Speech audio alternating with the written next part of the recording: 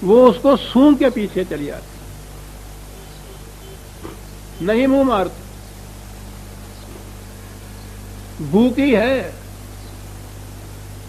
भूख बर्दाश्त कर लेगी, लेकिन उसे नहीं निकलेगी। अगर कोई ऐसा पानी है कि जो उसके लिए मुज़िर है, प्यास लग रही है, जा रही है दौड़ती हुई पानी की तरफ, पानी के किनारे आपने शायद देखा हो, हम तो गांव वाले लोग, हमें तो पता है, दौड़ के किनारे खड़े होकर पानी के करीब जाके सूंघ के पीछे हट जाती है।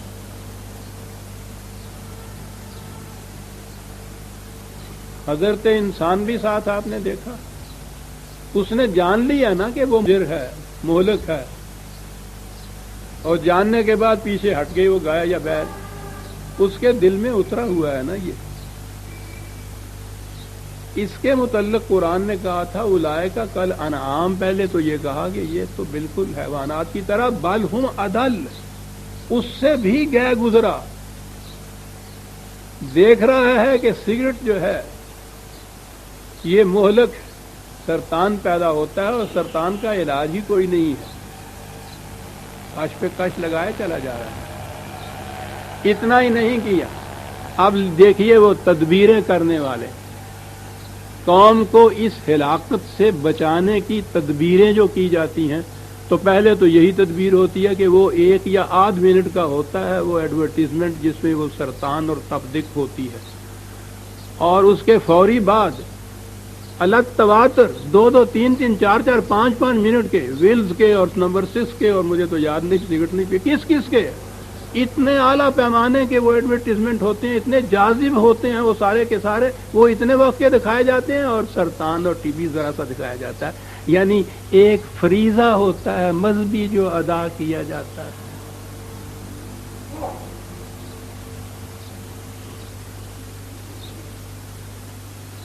कहा कि नहीं साहब इतनी बात काफी नहीं है, हमारा फरीजा है, महकमा है सेहत का, मिनिस्ट्री है हेल्थ की, और वो तो एक यूएनओ में भी एक हेल्थ की है,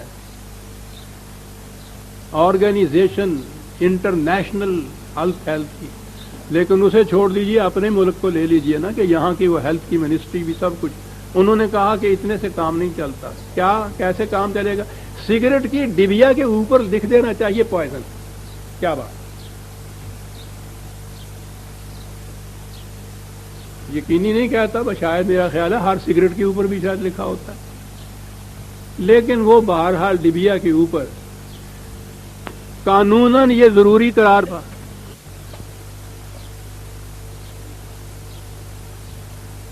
कानूनन ये जरूरी करार पा गया कि सिगरेट की डिबिया के ऊपर ये लिखा जाए,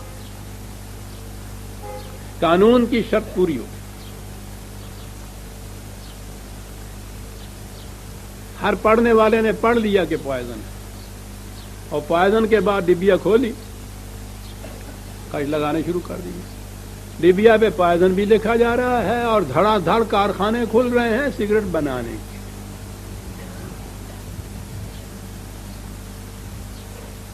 हेल्थ के महकमे वालों का फरीजा इतना ही है कि वो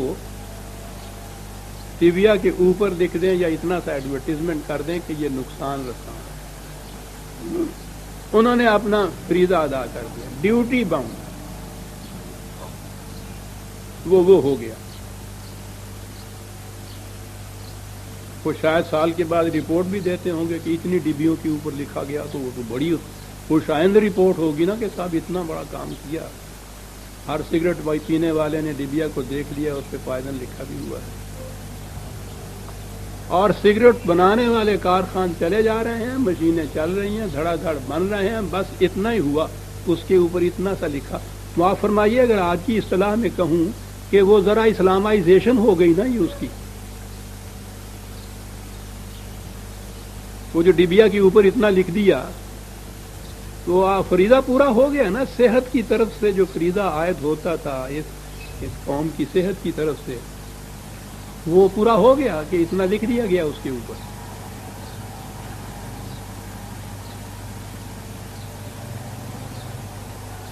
अब बात समझ में आई कि वो हमसे क्यों कह रहा है कि ईमान लाओ اور ایمان کے متعلق کہا ہے کہ ایمان وہ ہے جو دل کی گہرائیوں میں اتر جائے، اور اس کا ثبوت یہ ہے کہ جس چیز سے روکا گیا ہے اس سے رک جاؤ، جو کرنے کو کہا گیا ہے اسے کرو۔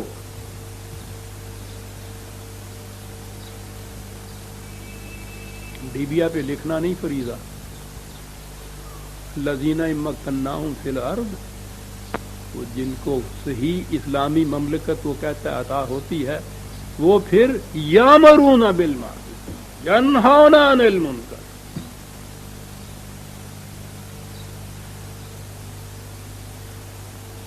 حکمن روکتے ہیں ہر منکر، حکمن تعمیل کراتے ہیں ہر معروف کی۔ فریضہ یہ ہوتا ہے۔ عزیزان من، مذہب اور دین میں فرق یہ ہے، مذہب میں یہ ہدایات جو ہیں واعظ کی حیثیت اختیار کر دیتی ہیں، ڈبیوں پہ لکھا جاتا ہے، پڑھ دیا جاتا ہے۔ دین میں انہیں عملاً روکا جاتا ہے۔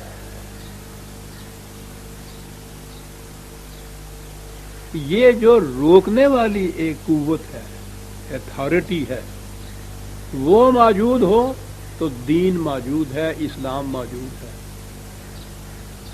اگر یہ نہیں ہے تو مذہب ہے، اور اس کے بعد جو کہا جائے گا وہ واعظ ہے۔ تمکن فی الارض کا نتیجہ نہیں ہے۔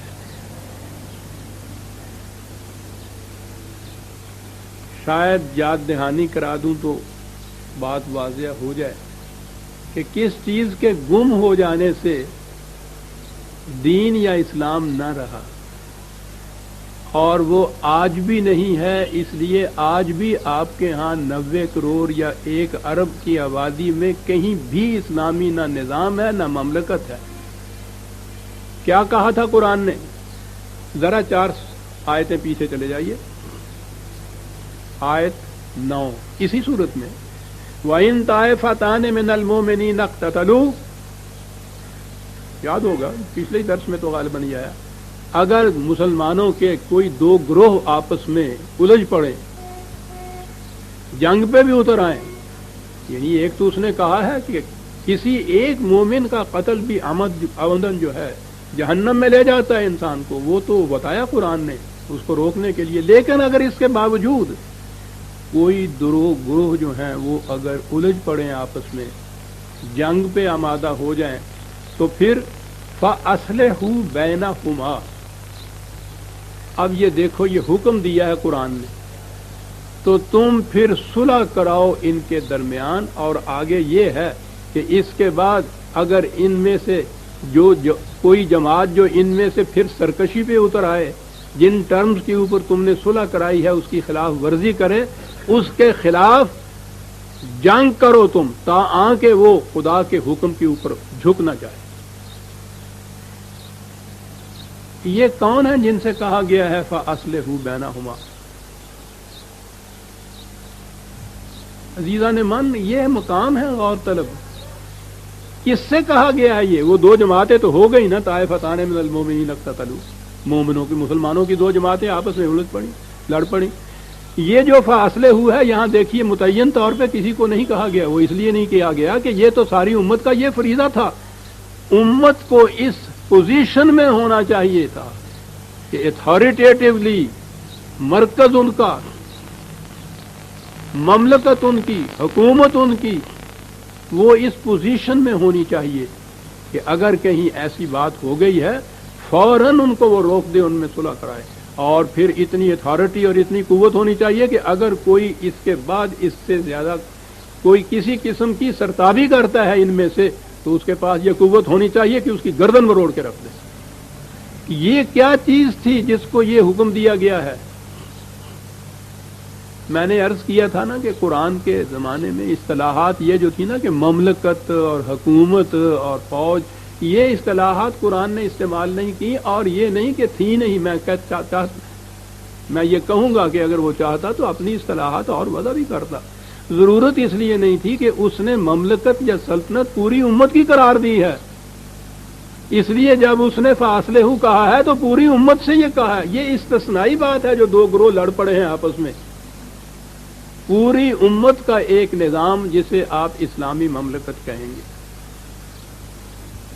ایک مرکز اس کا جو یہ فیصلہ کرے گا کہ یہ لڑ پڑے ہیں اور ان کے اندر جا کے صلح کراؤ، ان ٹرمز کے اوپر صلح کراؤ، اور پھر وہ دیکھے گا کہ اس کی پابندی یہ کرتے ہیں یا نہیں، اور جو پابندی نہیں کرے گا اس کے پاس اتنی قوت ہوگی کہ اس کی گردن پر اڑ دے۔ جب تک یہ اتھارٹی رہی آپ کے اندر، دین رہا، اسلام رہا، اور جب یہ اتھارٹی ختم ہو گئی، نہ دین رہا نہ اسلام رہا۔ 2 سال سے میں نے پچھلی دفعہ بھی کہا تھا، یا اس سے بھی زیادہ عرصہ ہو گیا نا، 2 گروہوں میں لڑائی نہیں ہو رہی، 2 مملکتوں میں لڑائی ہو رہی ہے مسلمانوں کی۔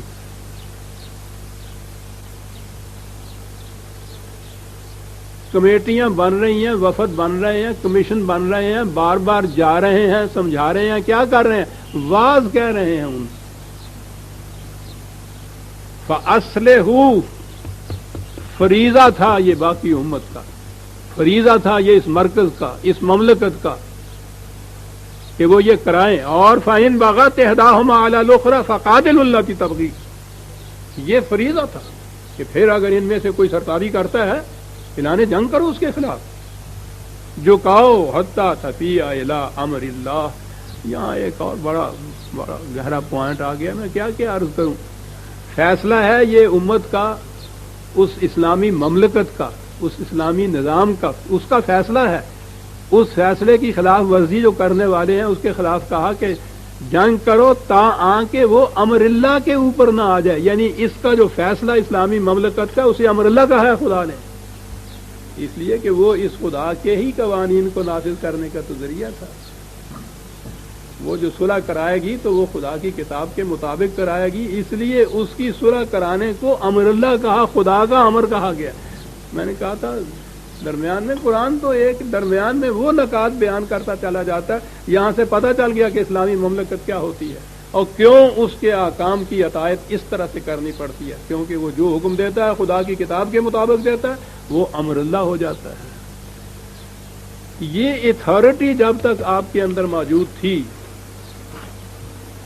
اس وقت تک نقشہ آپ کے ہاں صحیح اسلامی نظام کا، اسلامی مملکت کا، امت مسلمہ، امت وسطہ، شہداء علی الناس کا یہ تھا۔ جس دن یہ اتھارٹی نہیں رہی، مذہب انفرادی ہو گیا۔ انفرادی یہی نہیں ہے کہ ایک انڈیویجول کا الگ الگ، وہ بھی ہو گیا۔ مختلف ملکوں میں بسنے والے مسلمان مختلف قوم بن گئے، ان کی الگ الگ سلطنتیں ہو گئیں، الگ الگ مملکتیں ہو گئی، تو یہ بھی تو انفرادیت ہو گئی ہے۔ اسلام تو ایک مرکز کا نام تھا، ساری دنیا کے مسلمان امت واحدہ، ان کا ایک مرکز کا ایک سربراہ، ایک نظام، ایک قانون، اور یہ وہ تھا مرکز جس کا فریضہ تھا کہ اگر کہیں مسلمانوں کے 2 گروہ الجھ پڑے تو یہ فریضہ ادا کرے۔ وہ فریضہ ادا کیسے ہو؟ وہ ہے ہی نہیں موجود۔ دہن کا ذکر کیا، یہاں سر ہی غائب ہے غریباں سے، وہ تو ہے نہیں موجود، اور احیاء اسلام کی کوششیں ہو رہی ہیں ساری دنیا کے مسلمانوں میں۔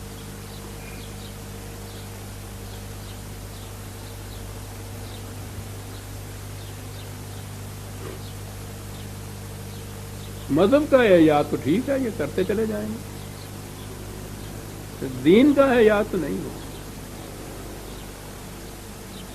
وہ تو اسی صورت میں ہوگا کہ ایک مرکز ہو اور وہ مرکز بنے اس اصول کے اوپر کہ من لم یحکم بما انزل اللہ فاولئک هم الکافرون، خدا کی کتاب کے مطابق حکومت قائم نہیں کی جائے گی